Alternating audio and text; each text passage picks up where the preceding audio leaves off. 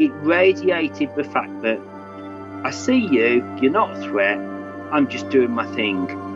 But I was a little bit spellbound. I think spellbound is the word. That's the first question. Did you take a photo? And so it immediately puts you on the defensive, because when you say no, people say, well, it didn't happen. You're on the back foot of what's your little story. Welcome to Big Cat Conversations. We speak directly to people who've encountered one of Britain's big cats. We also discuss the bigger picture. I'm Rick Minter, and thanks for joining me.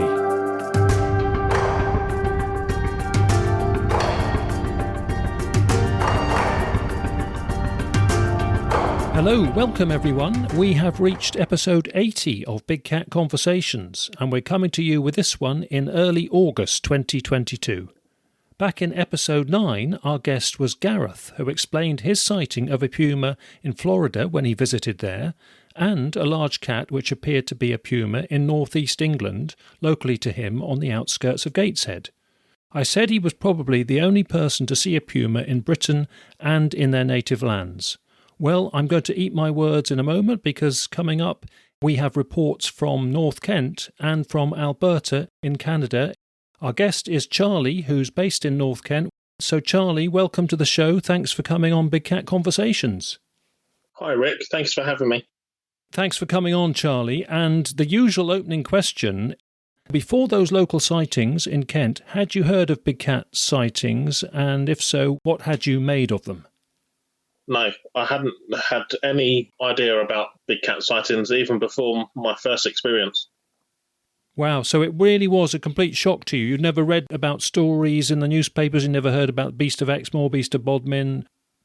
No, nothing. Where have you been? That is, as you probably know from listening to the podcast, that is rare, but it makes it even more interesting, I suppose. Yeah, let's get into it then, and details of the first incident. And this was in 2009, was it? In 2009, I believe it is in June, I was actually waiting for the bus. In my village, the bus comes every hour. I walked down to the bus stop. As I looked around behind me, there was a lynx laying in the field. And it was approximately 100 yards away from me. And this was midday in broad daylight. I watch a lot of nature programs, and I knew immediately what I was looking at. I had no idea at the time that they were classed as a big cat sighting. I just assumed it was maybe someone's pet. Tell us how you judge the scale and the key features of it. Well, from later on, there's a program called Snowcats and Me, which was on the BBC, and one of those cats looked identical to what I saw. It was basically laying in a longer bit of grass. There were sheep around in the field, but they wasn't herdled into one corner. They were just grazing, and the cat was laying there in the sun, just sort of sunbathing as they do. So you saw it lying down, you didn't see the body fully? Because the sheep were in the field and the grass was quite short, and it was just laying in a bit with some higher bits of grass around the back of it, I could see the entire animal. It noticed me and looked straight at me, and I saw the top fur was almost like a rusty colour with black spots. It had a white tummy. The most distinctive point was the ears with the black tufts on top. That part of me knew instantly that I was looking at a lynx. How clear were the black tufts at that distance? Because it is in broad daylight, that's the most distinctive thing straight away that I could see. Yeah, I just knew that it was a lynx straight away. Yeah, I guess at the background as well, because black tufts don't always show up on a view of a lynx, particularly if it's in sort of woodland or the edge of woodland, but I guess it was a light background to them. Yeah, it was an open field for a good 100 or so metres behind it, and then a barn in the background. And then from listening to other podcasts, I believe I'm quite lucky because I actually witnessed this lynx for about 30 minutes. Anybody else come along in that time and you pointed it out to them or anything? No. The village I used to live in is very quiet. In fact, you could probably walk around the village quite often most of the day and not see a single person. Spot the human other than people driving in cars, is it? Yeah, it's pretty much that. When I saw the cat, didn't seem to move, wasn't fussed by me at all, so I jumped up on the wall and just had my back to it and let it be.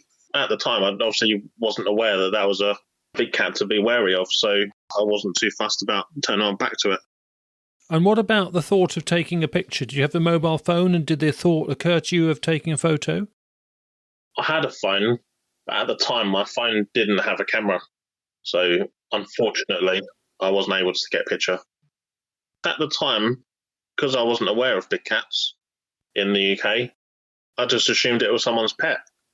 There was houses less than 100 metres away. It's right next to a park as well. And I just wasn't expecting it to be a wild animal. But you knew the scale. You could see that it was a lynx scale and it was big enough to kill a deer, that sort of thing, rather than just a very big Maine Coon cat.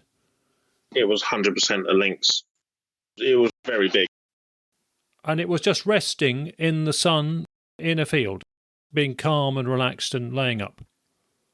Yeah, like how a domestic cat would curl up and then just have his head up, just looking around. And that's when it saw me. It sort of just like yawned a little bit, didn't seem too fussed, and then just carried on laying in the sun. Was there any crows or anything mobbing it? They often can mob them, I suppose more often when they're active and they're stalking and crows give them away. Nothing like that then? Nothing like that. Again, after listening to your podcasts, I'm surprised the sheep wasn't scared either. Sometimes they're not aware of one, perhaps, but sometimes they are, but they know it's not in stalking mode and they pick up calm vibes. They were obviously keeping their distance, but they was all grazing away, not fussed at all. What was the closest distance of the nearest one, would you say? Probably the similar distance to where I was for it. How come it saw you? The movement, and because you were a reasonable way away from it? The field's surrounded. There's a barn at the back, and then it's surrounded by trees, and there's a river, and there's only one opening for the wall where the bus stop is. I guess my movement caught its eye. So then you got the bus and went on your way? Yeah, I got the bus after about 30 minutes and left. It was obviously gone by the time I got back, but for 30 minutes, I was considered pretty lucky, I believe. Yeah, one of the longest sightings I'm aware of. Would you have had time to go home and get a camera? Had you known the bus was going to be half an hour? I probably would have, but like nowadays, I actually do photography and I just wish I did it back then. If I had a camera phone like I do now, and I didn't know that they were non-native, I probably would have walked into the field and got a closer picture. But nowadays, obviously, understanding that that's a big cat and that's actually a wild animal, I probably would have just stayed on the other side of the wall. And what type of footage would you have got from where you were at the bus stop? I'd have definitely taken some good photos and then a bit of video, because it's always good to have both. And it would have been clear enough, do you think, at that distance on a mobile phone camera? It was mid-June, sunny, couldn't have had any obstructions in it whatsoever. It had just been perfect video. Normally, when we say to a guest what was the most distinctive feature, many of them will include movement in that. But of course, I guess you can't include movement because it hardly moved. Is that correct? Yes, that's correct. It was basically just sunning itself. The most distinctive thing I saw was the tufts on its ears. And I saw all his face, all the whiskers, everything. Interesting about the rusty upper part of the body. I mean, that's certainly the case with a lot of lynx. I mean, they do vary in their patterning and their tones and their hues. You know, I'm looking at my references on lynx at the moment, and the main one I'm looking at in my office here has got a rusty sort of top to it. It almost had like the caracal sort of coloured, but it had spots. I had to have been a lynx, right? Yes. Yeah, caracals are very gingery, aren't they? Chestnut gingery, I always think. It was that colour, but it had the cream undertone on the chin all the way down to his stomach and the spots on the top of half. So you didn't really see the tail because of it lying down? No. I could see his legs and his feet, but I couldn't see a tail. I mean, people say, again, I don't want to put words in your mouth, but when they see them walking, people often remark about the really proportionately big pads, big feet on a lynx. Did that come across to you? the whole size of it in general, just the stockiness of it, even all the way from the body all the way down to his feet was large. I knew instantly what I was looking at. Obviously, because it didn't move, I just thought, oh, it's not going to come over here. I'm not going to go over there. So I just sat on the wall and waited for the bus. Yeah, so who did you talk to about this afterwards? What kind of action did you take next about it? Well, at the time, obviously I wasn't aware that cats were roaming in the UK. I told my parents, possibly. I can't remember exactly now. But I wasn't fussed about it at all. I didn't think it was worth reporting because I didn't know. It was wasted on you. Yeah. In terms of emotions, what was your uppermost emotion at the time and afterwards then? I was like, wow, at first, because after watching nature programs and seeing it in real life, I realised how cool it was to see one. I wasn't scared or anything like that. Just sort of passed it off, and it wasn't until my next sighting that I obviously realised that the cats were roaming. We may as well go on to the second incident, a slightly different location in 2011, is that right? That's right, yes. It was only probably about half a mile from my first sighting. Oh, okay. Different part of the village. I was doing some summer work at the time. I was driving through the lanes. It was in, I would say, July. Back then, down the middle of the road, it sort of had grass growing. I was driving along, come around the corner, and I saw a very large, sort of orangey coloured cat laying in the road. At first, I did think maybe it's a dog, as most people probably would. It wasn't until the cat stood up. I saw it on side profile, and I instantly knew that that's a very big puma. When I drove around the corner, it was probably about under 100 yards in front of me, because there's a quite tight bend. Just after the tight bend, there's a straight bit, and it was, I believe, because it was in this sort of hot weather, it was probably just trying to sun itself in the morning sun. It's basically a single track road. There'll be other routes out of the village. It's just that this one is considered one of the back routes, and people only use that road if they know that road, if that makes sense. How did you instantly know it was a puma? As soon as I saw the side profile, and it obviously looked at me, and after watching all the nature programs, I knew what I was looking at. But the thing that I remember most is that I didn't actually stop. I carried on going towards it because I was in kind of like awe of what I was seeing. I then followed it, and it ended up being the shortest distance, about a car's length in front of my car. It then, I don't know how the best way of saying it, it was almost like trotted down the road away from me, but not exactly fast. Yeah, eventually jumped up the bank, which was above my car at the time. The banks are quite tall, you can't see into the fields, and it was gone. And again, you didn't have a dash cam, as we've said so many times on the podcast. In 2011, I don't even know if dash cams existed. Say you had a dash cam at the time, and they did exist, what kind of footage would you have got? I probably would have got very good footage, but out of anything, I wish I did photography and I had my camera with me, because I would have stopped and took a picture. Because you would have had time to? Yeah, I always carry it next to me in the car. I don't leave it in the boot. How quickly did it become bothered by the approaching car? It pretty much got up straight away. As soon as I come around the corner, it stood up.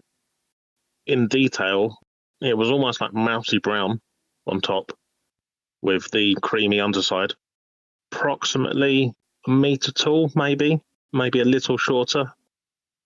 This is metre to the shoulder or metre to the top of the head? I would say a metre to the shoulder. You see, I think that's a bit big, Charlie. I just feel that sometimes the height people can misjudge because of the overall size and mass and extent of them. Yeah, I think it was the overall mass and the length of it that obviously puts the height of it out. Yeah. I would say a metre is probably more like a Great Dane's height. No, not at all. It was definitely taller than a Labrador, but probably not as tall as like an Alsatian. Nose to rump, I would probably put it as about 3.5, 4 foot. And the tail again was nearly the length of the cat. Length of the body? Yes. Yeah, that's pretty much in the zone for a standard adult, large female, smaller male. But of course, we're going always by the standard reference book ones and the standard ones of the native countries, and I don't think we should always do that for British ones. They will maybe adapt a bit in time over here, so that they will have slight sort of tweaks, I think, perhaps sometimes. We shouldn't just assume they're always going to fit the template that we know. It didn't look like the standard pictured sort of puma. I don't know if it's the way it was walking, but the back rump area was taller than the front legs, and the most obvious bit that was a bit almost scary was the shoulders and just the sheer muscle on the front of the shoulders. Mind you, those are actually correct observations of reference book ones, really. They are higher at the back end because of their long legs and their need for leaping and spring locomotion. In what way did you notice that? Did it look like it was just sloping down to the shoulders then from the back? I noticed it when I drove closer, and obviously I was trying to get to work. So I didn't really bother I slowed down because I was in awe, but I didn't come to a stop. I sort of just almost chased it down the road sort of thing. It was on the side of the road. It basically trotted down the side of the road. It was the shoulders that caught my eye the most when it was trotting, and the tail. The tail was really thick. I would have said almost like the fat end of a baseball bat. And it just curved all the way down and then back up again, and it was like a black tip on his tail. Yeah, other people say things like a rope-like tail or like the thickness of a flagstaff. Yeah, it was definitely like if you grabbed hold of it, it would be quite a substantial tail to hold. The underbelly was like a creamy colour.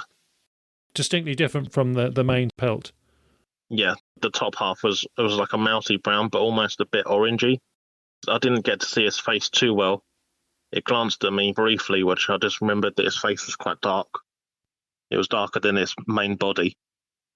And it leapt up if I were to walk past it now, I'm about 6'2", and to go up to the bank is taller than me, and it leapt up in about 2 jumps. It did that in its own sort of time. It wasn't too flustered then. No, it did it in its own time. It didn't sprint off. It didn't seem panicked. It was almost like, oh, humans come along, I guess I've got to move. So had you had a camera, what would you have done? If I had my camera, I would have stopped briefly further back and just tried to take some zoomed in photos. I definitely wouldn't have got out of the car though. It was like a large male out of the two. After seeing other videos online of how people have had close encounters, I definitely wouldn't have got out of the car. But you would have got good enough footage from the car with your camera? Yeah, I would have got some pretty good photos. And again, broad daylight? Yeah, it was probably between 6 and 7 in the morning on a hot summer's day. I can only assume it was sunbathing. Picking up the morning sun, sunning itself like they do in the mornings, yeah. My domestic cat does exactly the same thing. She lays on the windowsill. To think about where the sunny patches are first thing in the morning is a good observation spot for a person or for a camera. So looking back on it, this time you did see the movement of one. We're talking about, you didn't with the Lynx. Again, what stood out about the locomotion and anything else about it and its attitude and the whole vibe of it? The attitude, it did not seem fussed about me at all. It just seemed like, oh, I guess I've got to move out of the way. And went into the field. I was scared by it. You were scared by it, even though you were in the car? It did scare me, yes. Why is that? Because you were so close to it? I obviously knew what puma were, but I wasn't expecting to see one, and especially so close to home. I was less than 5 minutes down the road. And just to see it close up and sort of sense its capability that this was a big alpha predator around the corner from your home. Yeah, it could easily have taken someone's dog or a pet or just attack someone if they called it off guard. Do you think that you got that emotion because you saw it so close up, or did you still feel like that from the first distant view of it? I think because I saw it so close up, that even now, I still don't like driving down that road on my own in certain times of day, and I definitely wouldn't walk down there. That's, over 10 years on? Different things that affect different people. Yeah, it's no right or wrong. I love big cats. I love seeing photos. I love taking photos. But I wouldn't ever want to come across one without being in the car. Standard question, pretty much, for our guests is, how would you judge it in terms of its wildness and fitness and confidence and health, all of that? Did it seem, one that was naturalising and knew its place in the British landscape? Yeah, because of how it trotted down the road and jumped into the bush, it sort of like knew where it was going. So it makes me wonder how many times it's taken that path. For health-wise, it was very muscly. It didn't look underweight or skinny whatsoever. Yeah, prime Nick, in prime condition. Yes.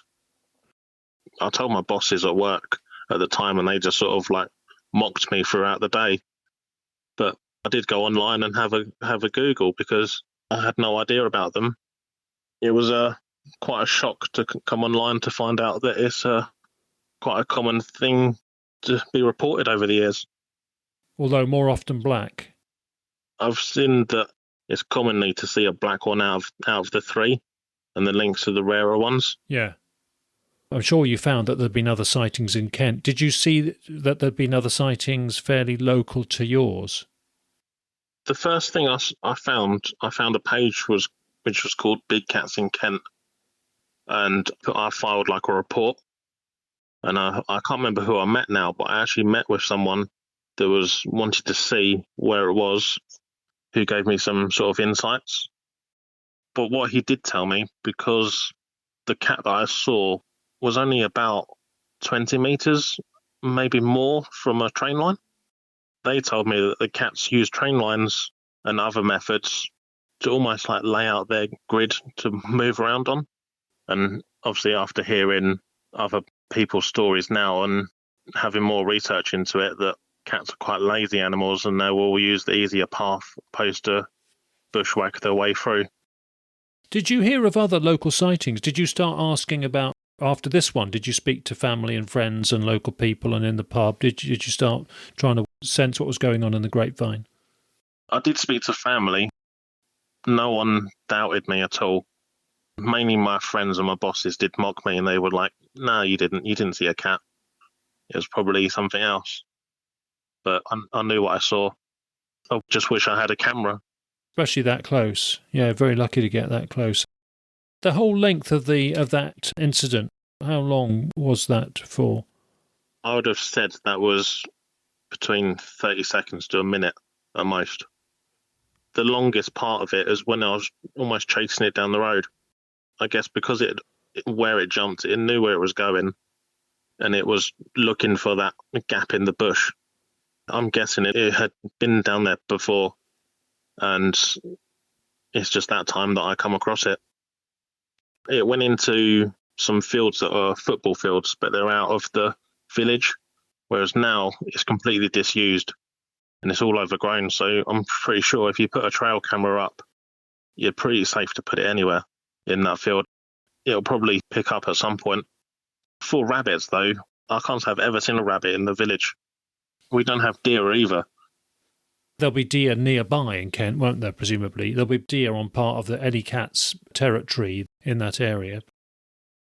Did you ever hear of anybody else seeing one close to the village at the time or afterwards? Funny enough, I actually put some posters up in the village and left my mobile number on them and just said, "Have you seen this cat?" And I had no response for a puma, but two people, in fact, did report back to me and said they'd seen the Lynx. And that was years later. And you spoke to them, did you? Yeah, I spoke to them and I met them where they saw it. It was different areas, but in the same village. Were you confident it was the same animal? From description, one of them I would say yes, the other one I would say no, because they mentioned that the cat was more grey. And what were their reactions, emotions and thoughts about it? The first guy he was walking his dog, and he was quite unaware of what he was seeing. He knew that it was a larger cat, and he said he was a bit unsure with his dog. He left quite briskly. The second person, they saw it at a further distance. I believe they was in their house at the time. And what did they think about it? Presumably they were pleased to meet another witness. They didn't really know much about it. They only contacted me because they saw one of the posters and it had like a picture of one of the cats on it. I had like a panther, a puma and a lynx and just said, have you seen one of these? Because of most people just think you're nuts. Most of them got ripped down. But I guess 2 people took them home or something like that because they managed to contact me. So it was worth doing then? Oh, yes, definitely. Back then as well, because I didn't know that Facebook groups and all that sort of stuff existed. You were telling me you went to the Big Cat Sanctuary in Smarden, which of course is quite a way away from North Kent. It's in mid-South Kent, isn't it, Smarden, if I've got my geography right? Can we hear about that anyway? Yeah, I've been there before because I started getting into photography. I would say just after my second sighting, I started to fall into photography. I've always focused mainly in nature and wildlife, and I got gifted a photography experience for the Big Cat Sanctuary. That's when I first saw a puma close up in captivity, and it just instantly had flashbacks of what I saw that time in the road. How similar was it, that individual, to the one you'd seen in the wild? Colour-wise, I would say, and size-wise, it was pretty much identical, but the height and the length of it was slightly bigger. The ones that I saw in captivity were females, though, so I'm assuming the one I saw was possibly a male. Sorry, the one you saw in the wild was bigger or smaller? It was substantially bigger. Okay, yeah. Definitely for muscle-wise, but I guess one being in the wild has to chase his prey, whereas the ones in captivity just get thrown a bit of meat, so they don't have to be so muscly. How reassuring was it to see them up close in captivity compared to your experience? I knew straight away that I'd seen a puma in the wild, and I did mention it to them, and they sort of just palmed it off and said, like, I'm sure you didn't. And then some other stuff were like, they sort of laughed at me and just sort of didn't respond. Other zoos, especially London Zoo, gets a lot of reports, and it's difficult to know to what extent they take them seriously or think there's a lot of people seeing things. You know, I've got mixed views on that. I think different staff will have different takes on it. I don't know if you've been to the Big Cat Sanctuary, but it's right near a train line and it's surrounded by fields. I'd imagine a large amount of cats in pretty much an open area would send quite a big smell for other cats in the wild to come by. Again, that might happen and they might not be aware of it. Yeah, I'm sort of open-minded. I just think there's not necessarily a corporate line at zoos and wildlife parks and sanctuaries not to admit things. I think it can be about the awareness of individual staff members and the attitude of different staff members. And how much did you learn more from seeing them in captivity, would you say? I was quite fortunate that on the time I was actually in for a group photography, but because of the weather and the time of year, it ends up just being a one-to-one. So I learned quite a lot about the cats, and I got to choose what ones to see. That's the first time I actually saw a black panther as well. Was that a black leopard or a black jaguar? Yeah, I actually saw both. The black jaguar was absolutely incredible. I'd never seen a jaguar before, but the size of it was immense. What do you mean by the size of it? Just the sort of muscularity and thick-set, heavy-duty character of it? Yeah, it was basically like a bodybuilder for cats. It was absolutely huge, and it just had like a menacing look to it. Like, as soon as it looked at you, I just thought, no, I wouldn't want to be on the other side of the fence. That was a male, was it? It was actually a female. Okay. I believe both of them I saw as a female. The leopard was considerably smaller than what I was picturing them to be. Because I saw the jaguar first, I was thinking they're going to be the same sort of size. Then they're actually not. The leopards are actually quite small for what they are. And then after hearing reports, now I just think maybe the size, what people are seeing, isn't completely accurate. I bet they can vary greatly. Yeah, but I'm more talking about the heights and stuff like that. Obviously, that can vary. The length of it was still big, but I didn't feel comfortable seeing the black leopard. They've always freaked me out. Yeah, I'm quite glad I've never seen one in the wild. Why do you think they freak you out? What is it about them? It might sound weird, but it's actually just because they're black and it just looks a bit more menacing than the yellow spotted one. What about the attitude they had of those individuals? What about the black leopard? Did that look sort of threatening? No, I've always been scared of the panther, or the black leopard, sorry. So when I said I'm scared of it and I want to go and see it, because I could see it from a distance as I was walking around, I was like, can we go and see that cat just to try and like beat my fear, if that makes sense? Yeah. And it did help massively because I realised just how pleasant that cat was. It almost was like a domesticated cat, but big, if that makes sense. Yes. It didn't have threatening vibes. No, it actually just come down and laid in front of us and just had its face facing towards us and its back end facing away from us. So it's almost like a just front to back way, but it just come over and seemed really like you could put your hand in and stroke it almost. Not that you would. Did any of them do that sort of little snorty outtake of breath through the nose, which is a sort of almost acknowledgement sound that some of them can make? The black leopard didn't, but the snow leopard did. Okay.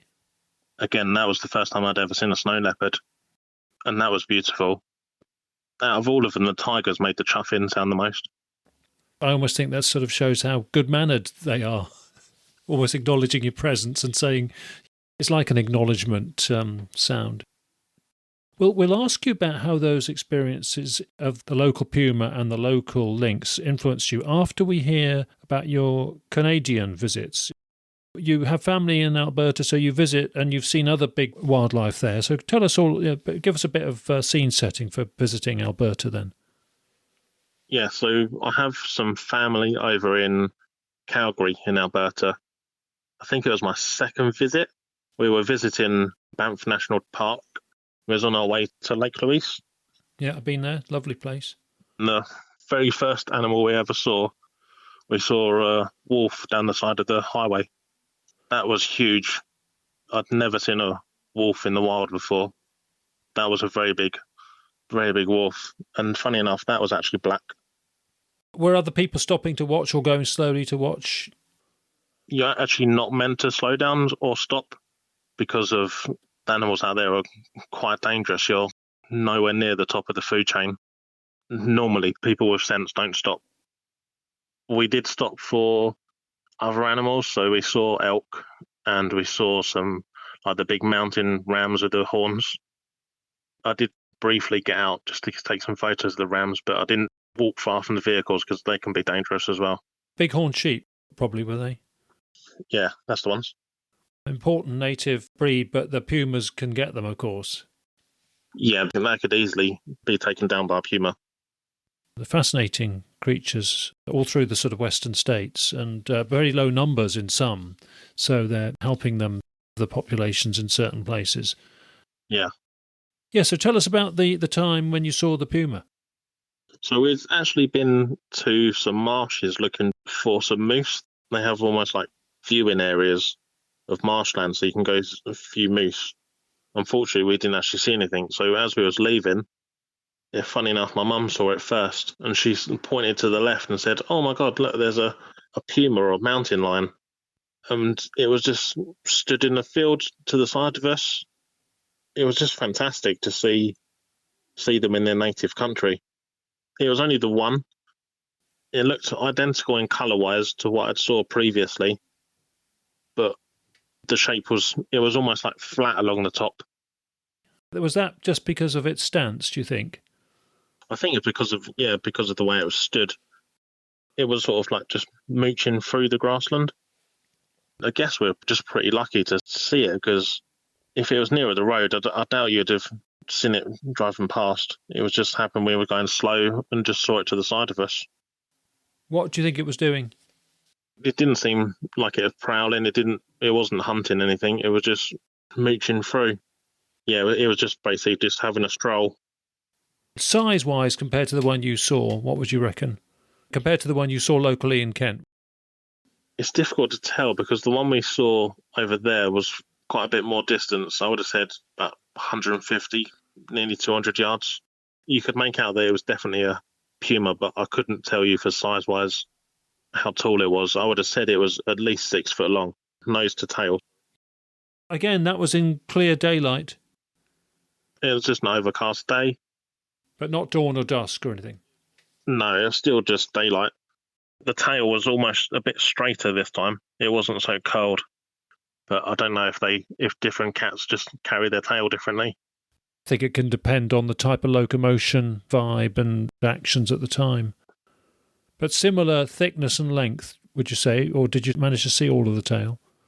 I saw most of the tail. It's only the tip of it I didn't see. I couldn't see his feet because it was in sort of long grass. Do you think it was extra exciting and extra intriguing for you because you'd seen the one locally in Kent? Funny enough, I was actually more amazed by the wolf than the puma. Because after seeing pumas in captivity and having my experiences over here, we don't have wolves over here, so I was actually more amazed of seeing that than anything. And just how close that was as well.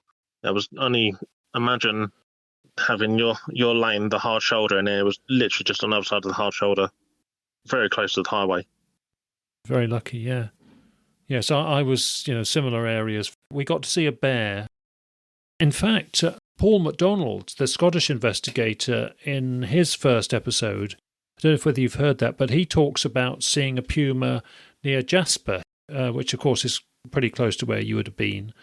He was out running one morning and just coincidentally converged with a puma coming down the hill. So in fact, you're the third person to come on the podcast who's seen a puma in both countries.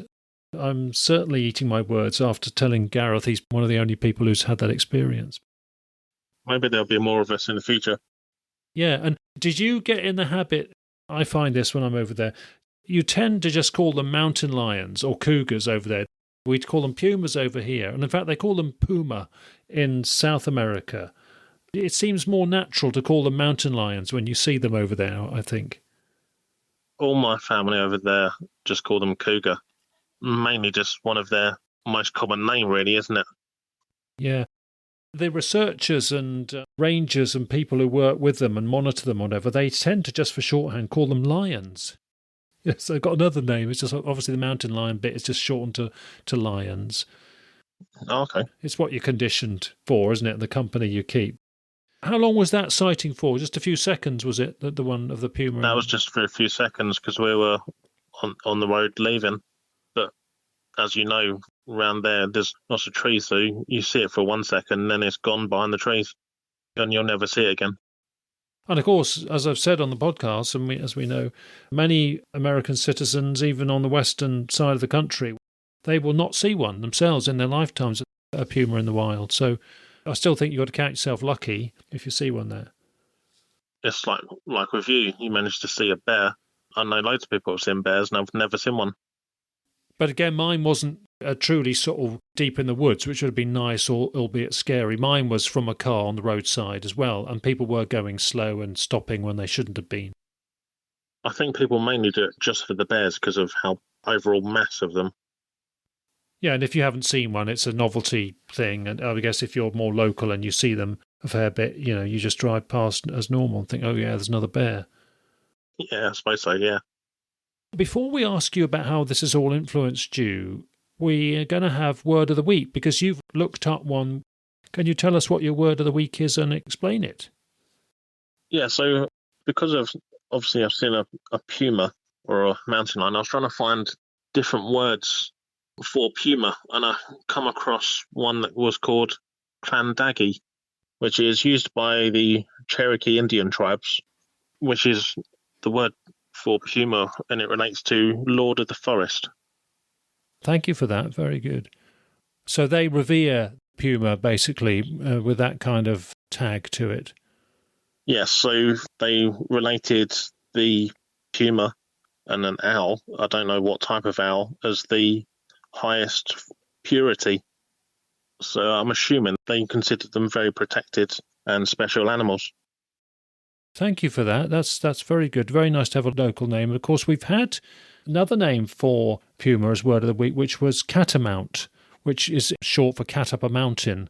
But that can mean lynx as well, or bobcat, any sort of cat up a mountain, but so catamount. So it's nice to get those local names for puma, cougar, mountain lion. Another word is painter. It's a cat of so many different names, reflecting how it is so strong in different local cultures across North America. Definitely. And it's interesting that that particular type of cat has so many names compared to like lynx only have lynx, or that's about it, isn't it? You get different types like bobcat, but they're all tiny bit different, whereas the puma just have a massive different names, different cultures. It must be the most varied name tag cat of anything, I think. The only one I wasn't sure on was in Florida. They call it the Florida panther, but aren't mountain lions not considered part of the Panthera cats? Correct, but I mean, whatever the locals say goes, doesn't it? It's just evolved with that name tag, and so they call them panthers, and yeah, it confuses it even more, doesn't it? Yeah, and of course they're critically under threat with the low numbers there, but yes, it's looking better at the moment in terms of, it's on the up slightly, which is good. That's good. Yeah, great. Well, how has this influenced you and affected you in terms of your interest and your awareness and generally, how has it affected you, Charlie? It's definitely interested me. I'm part of many Facebook groups now, and I've actually found some of them via your podcasts. Oh, good. I'm just really interested in hearing other people's stories. Yeah. I have noticed that a majority of people will see black ones. The black ones may stick out more in our wildlife because with our fields and grasslands and stuff being mainly green and browns, the puma and the lynx probably blend in easier, and probably people might see them and not realise they're there. It's more cryptic, that colour in the British landscape. That point has come across in the past to me, and I think on the podcast, that although proportionately one would judge that there are not so many pumas in Britain, there may be a higher proportion than the figures and the data suggest because they're more difficult to spot in normal conditions. I would imagine that there probably would be a higher number of puma or lynx than black leopard, because in reality, when you look at other nature programs, they always say how rare it is to see a black leopard. Well, yes, but I think that's incorrect information because it's not the case in Malay Peninsula or Java and Indonesia. That is their main refuge. So it's rare, yes, in Africa and say India, but you still get them there, but you don't get them in concentrations, whereas in the Malay Peninsula, which is maybe where ours originated from colonial times, that they are the major, leopard type cat there. Once they've established as black, they breed on black, so you won't get a spotted leopard from that founder population. Yeah, I still think the puma thing is interesting, that this sort of lower number and this lower proportion, it might be, a higher proportion than the data suggests, because they are just more difficult to see in our landscape in most situations. Yeah, definitely. And it's interesting that people see black leopards, but I haven't heard of anyone's ever seen a spotted one. Yeah, it's rare, absolutely very rare. We haven't had on the podcast, and there aren't many in the data, and then you'd have to perhaps question somebody who did allege to see one. Yeah, and you don't even get many people reporting the rosettes within the black ones, assuming that they are all black leopards, which of course, they may not be all black leopards. That's the other thing to think about. So that's why I think panther is a good term. I'd imagine that's quite difficult to see because, again, when I saw the black leopard in captivity, even then, being so close up to it, it was very difficult to tell that there's rosettes on the cat. Yeah. Whereas on the jaguar, it was very distinctive. You could see them really easily. And they're sort of slightly different, aren't they? That they're more open. I'd have said for the jaguar, it was more like a large hand size for the rosettes, whereas on the leopards, it was more like a small circle. Very interesting observations, yeah. Where do you stand on the possibility of some pumas being black? Have you given that any consideration? I haven't ever seen evidence of them being black, so I'm sort of in doubt. But until one gets seen or taken pictures of, then I'll believe it. But that's just my personal preference at the end of the day. I would say have a look at Hernando, Mississippi footage. Just Google Hernando, Mississippi, black panther, black cat, black puma, and make a judgment on that one. I think that's the closest possibility. Okay, I'll have a look. You've got the issue of, is it the right scale and is it the right form? I think it is, and it's certainly very, very dark, even if it's not black. So if it's very, very dark, it's potentially melanistic. But some of the witness descriptions do appear to be a puma in a black or extremely dark form. I'd imagine it'd be very dark brown opposed to black, but... Yeah, I think it can vary. I mean, there's a section on it in my book as well. I think it's something which is observed but not confirmed through DNA or bodies or whatever. But I think some of the witness reports are very compelling, and I think it should be considered. And I think it's something which could happen in an isolated population, which, of course, we do have here. I'm not saying we do have them here, but I still think it's best to be open-minded about the prospect of it, rather than take the view that, they can't be melanistic, you wouldn't get black ones. And in fact, we do have some sightings in Britain which seem to be pretty grey shades of them, which would suggest, which would beg the question of whether there's a melanism in its lighter form. Yeah, I think they get different colours, but then people sometimes say the leopards are different colours. Yeah. So some people class them as a lighter brown, but then it could be an older cat, because we have an older domestic cat on where we live at the moment, and in the sun, his fur goes orange. Ebony at Exmoor Zoo, the black leopard female at Exmoor Zoo, died about 18 months ago now. She turned very much more gingery orange in her latter years from the black she was when she was younger. Yeah, it's a good point, yeah. And of course, something like a puma in its normal colour phase when it was wet would make it look much more darker as well. Yeah, definitely. So, and in terms of emotionally, when you're out in the countryside and whatever, how do you feel? Has it made you more alert and more on the lookout for things, and do you just more notice things in nature more as a result? Has it influenced you that way? When you do photography, you look at how the light hits certain objects and how shadows are different and things like that. So that kind of thing is and isn't affected, but I was actually affected by a completely different incident a couple of years ago. Do tell us, yeah. So I'll actually tell you where this was, because it wasn't cat related. I was actually taking some pictures of some deer at Knoll, which is a natural trust place, and it has a deer park. I was taking some pictures of a herd of deer, and I leant down a little bit, and I wasn't aware that there was a stag behind me, and it actually attacked me. I got completely knocked off my feet, and as it backed up to take a second run, I just got up really quickly and sort of backed out of it. Ever since then, it's just put me on edge, especially in the wooded areas.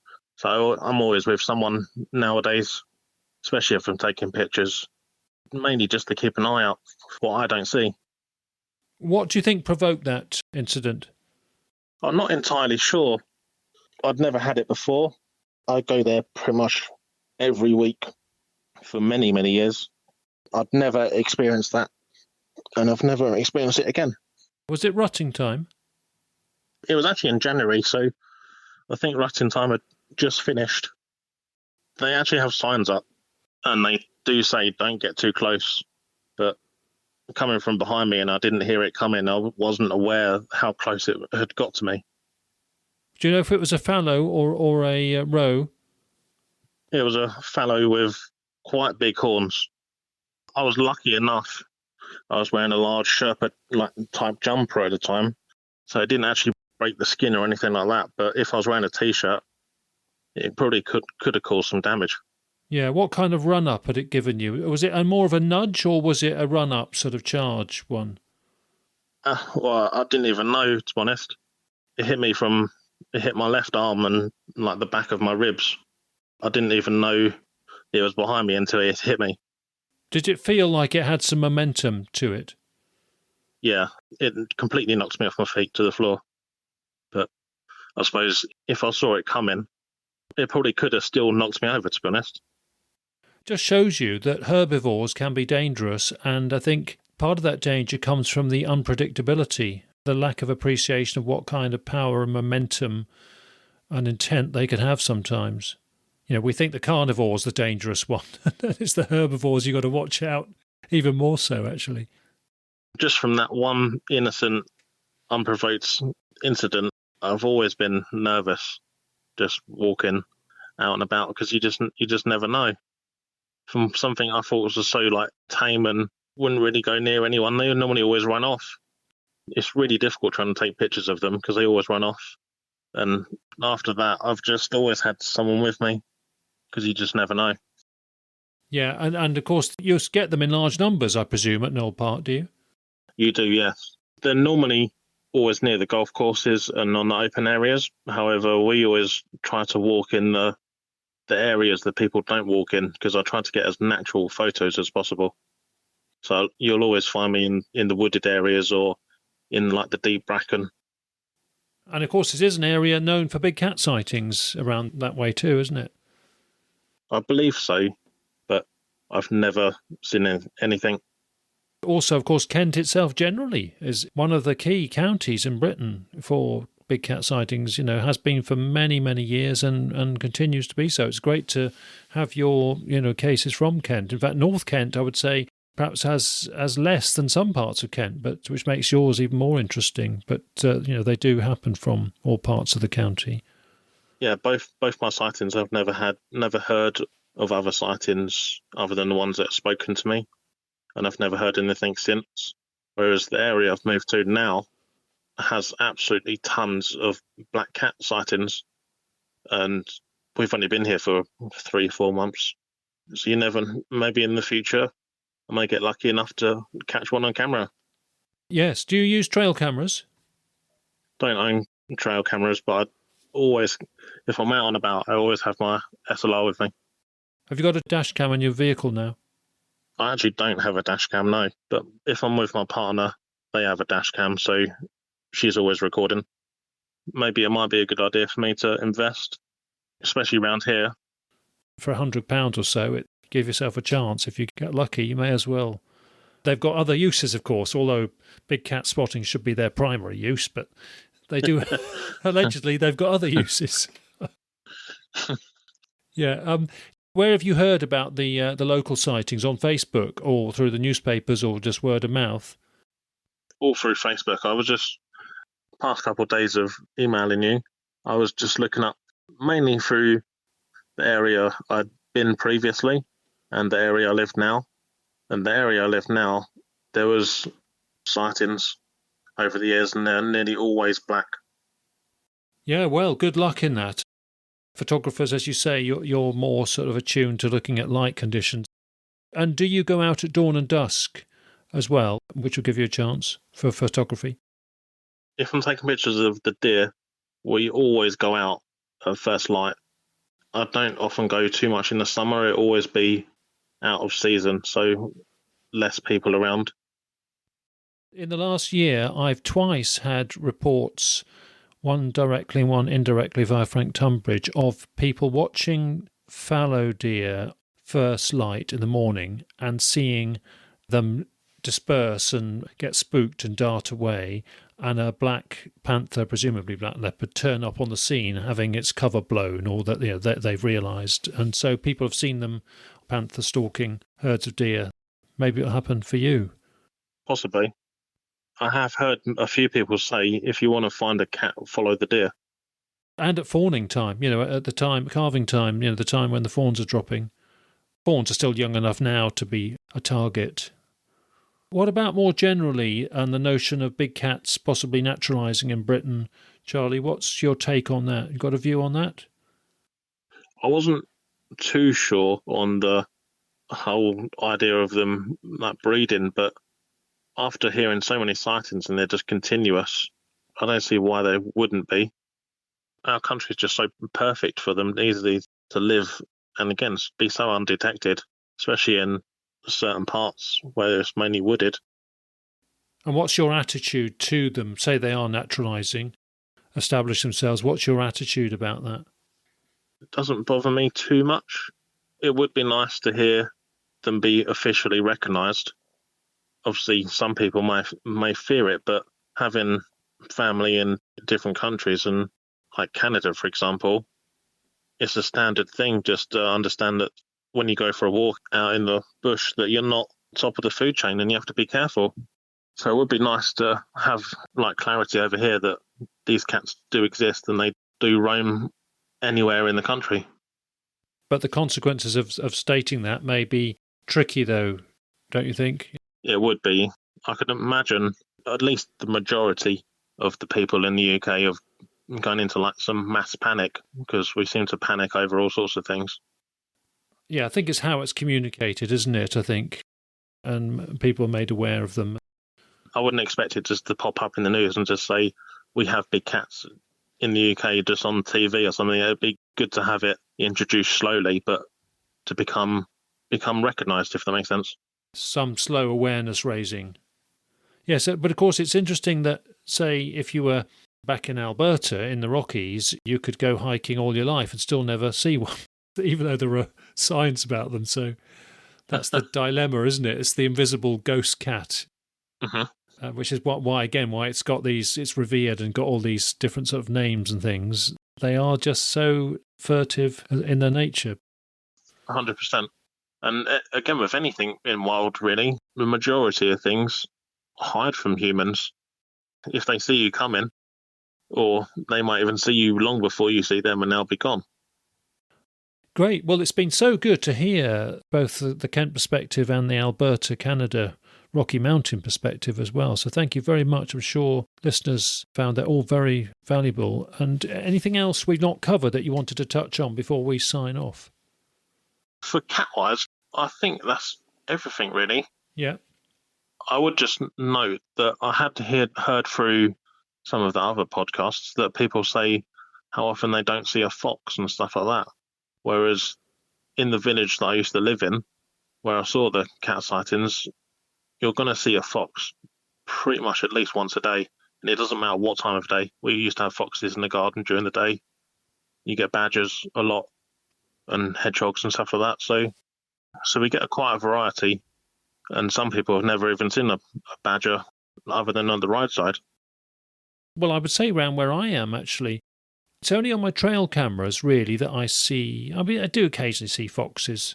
It's almost like you go to urban Gloucester and you see them more. And driving in some parts of suburban areas, you see them more. You see them in the evenings, trotting down the street. They've just adapted. But I think it can vary, but that's interesting. Hedgehogs, so inconsistent. I used to see hedgehogs regularly in Hampshire growing up as a lad in our gardens, but here in Gloucestershire, it's a rare event, and we get very excited when we get one on the camera or occasionally sense one in the garden.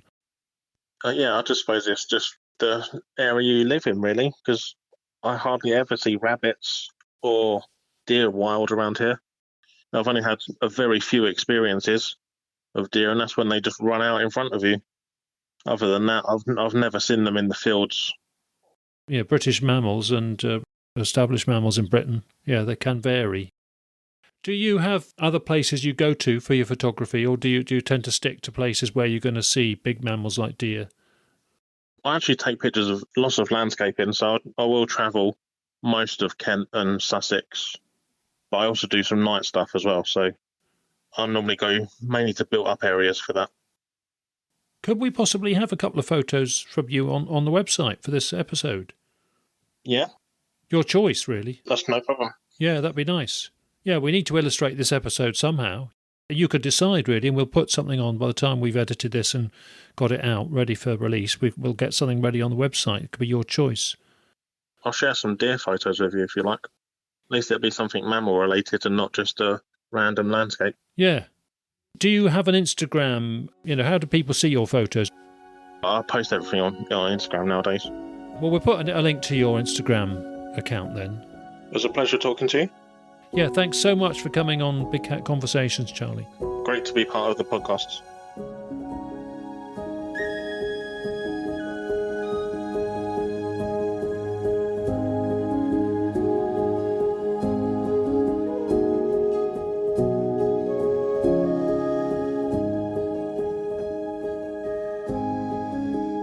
Just to confirm that we've put a few snippets from Charlie's photos from his Instagram account on the Big Cat Conversations website under episode 80 on the references and links page, so hope you enjoy seeing those if you get a chance. Now, we have some fun news to announce because we're inviting poems and limericks on the topic of our panthers, pumas and lynx here in Britain.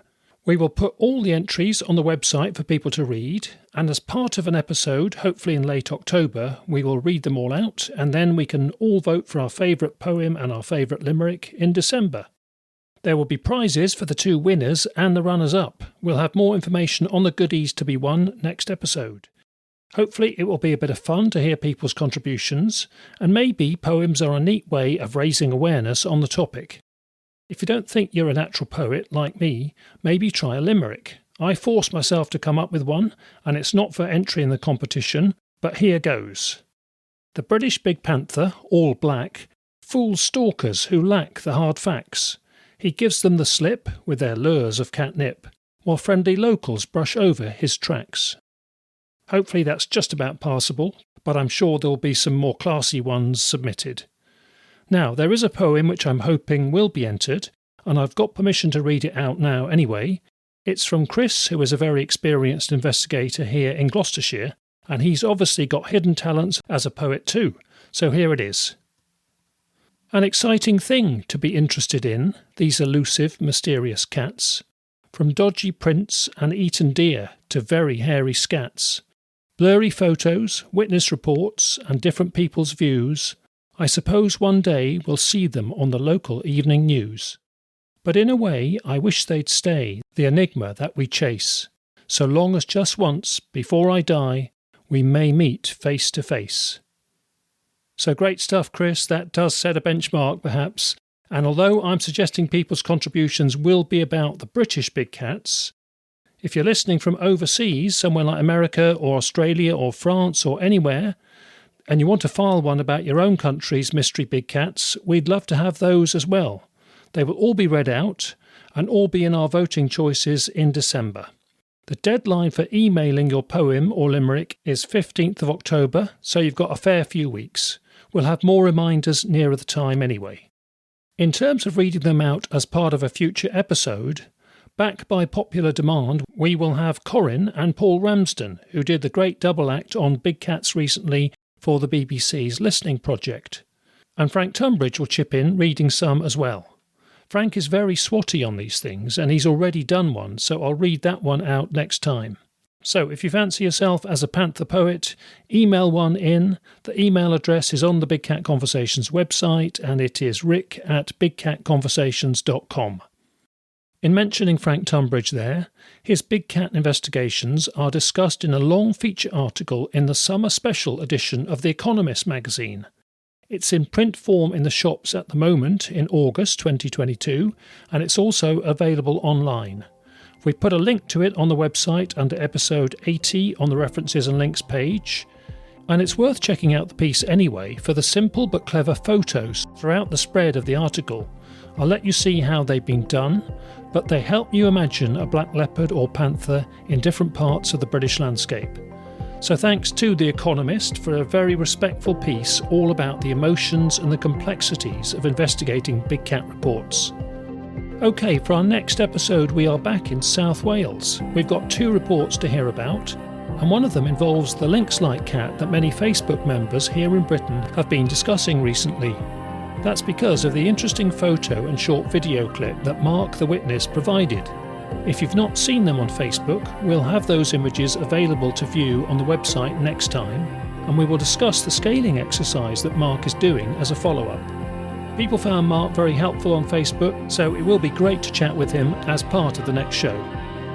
Righto, we are closing out now, so thanks again to Charlie, our guest, and thank you everyone for listening in. Sorry this one was a little late for those of you who like to hear it on schedule. Look forward to being back soon, take care of yourselves, and bye for now.